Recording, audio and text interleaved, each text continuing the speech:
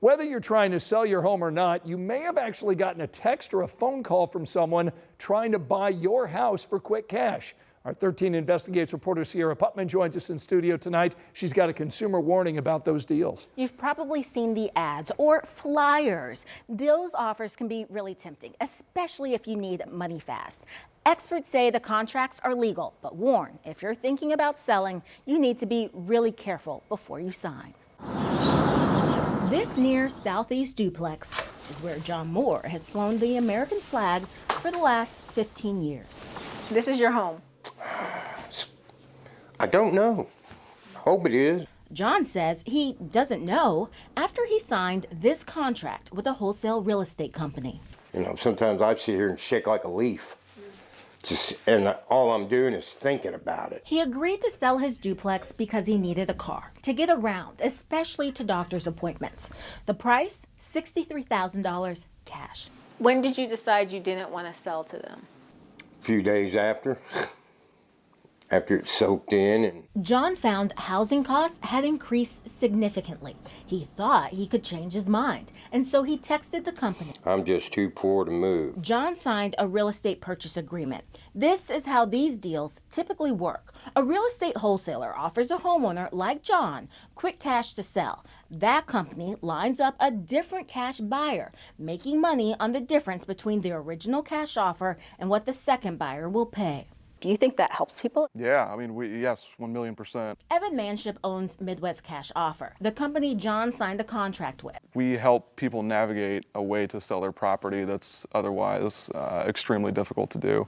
He says his company has bought nearly 4,000 homes across 3 states in the last 10 years. Manship tells 13 Investigates most people are happy with how the deal works. Speed is the name of the game, speed and convenience. Research by Drexel University found cash offers do help some people, but the study also found there are also real concerns some wholesalers exploit low information or vulnerable homeowners. Obviously somebody is losing out, and that's the homeowner. Dave Hirsch at the IU Kelley School of Business reviewed agreements and lawsuits involving John and other homeowners. They're trying to get you to make an emotional decision, and they're pushing the buttons to get you to sign the contract. One of his concerns, earnest money isn't paid up front. Usually a buyer provides it within days of an offer, but this contract gives Midwest Cash Offer about 25 days after it's granted access to the home, whenever that happens. They're trying to look for a way to back out of this without even putting the earnest money up. At the same time, this contract is written to prevent a seller from backing out. In fact, the company can hold the homeowner to the deal in perpetuity. That means forever. So a home could be tied up indefinitely. Do you think this is an ethical purchase agreement? Absolutely not. The potential for abuse with this type of contract is fairly significant in my opinion. Do you think it's predatory? No, I think that's a silly way to remark on that. I think that by a contract definition, nothing's predatory. I think if someone signs it, they've understood, they've agreed, they've had every opportunity to push back and to make edits. We've gone as far to implement a new policy for our group to have a video that we put together describing, here are the different clauses of the contract. Can a homeowner back out after they sign one of your purchase agreements? No. No. Do you think most homeowners realize that? I don't know. John says he did not know. Why you're suing me? 13 Investigates found Midwest Cash Offer sued John and about 20 other homeowners who the company says did not fulfill the contract. We don't like to do it. We don't want to do it. We're simply holding our sellers accountable to what was signed. People like LaToya Johnson.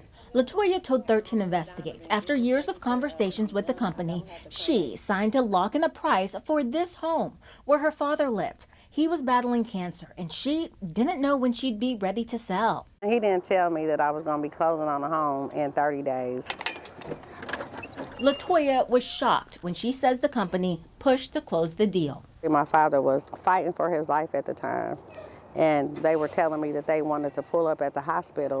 That scared me, it freaked me out, She no longer wanted to sell to Midwest Cash Offer, and the company sued. Plaintiffs then filed, landing the issue before a judge. LaToya tried to make her case. I just had to bury my father. But it was too late. She failed to respond to the lawsuit in time. Ms. Johnson, I do just want to express my condolences for your father. We were unaware of the passing, and I do apologize, and my sincerest condolences for that. But I believe that we still would push forward with a damages award today. The judge ruled in Midwest Cash Offer's favor. The court said LaToya owed the company $13,000, what it says it would have made on the deal, plus more than $5,000 in attorney's fees. But LaToya kept the house. Now she thinks she misplaced her trust. I had confidence in him because I had been speaking to him for 3 years. Unlike a traditional realtor or broker, a wholesaler does not represent the seller like LaToya, even when they're licensed like Manship. What responsibility do you have to the homeowners?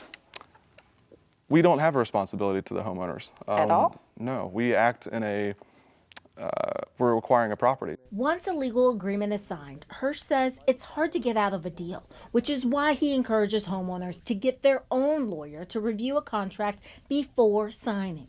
The golden rule here, never, ever, ever sign a contract unless you've read the terms and you completely understand the terms and the obligations set forth in the agreement.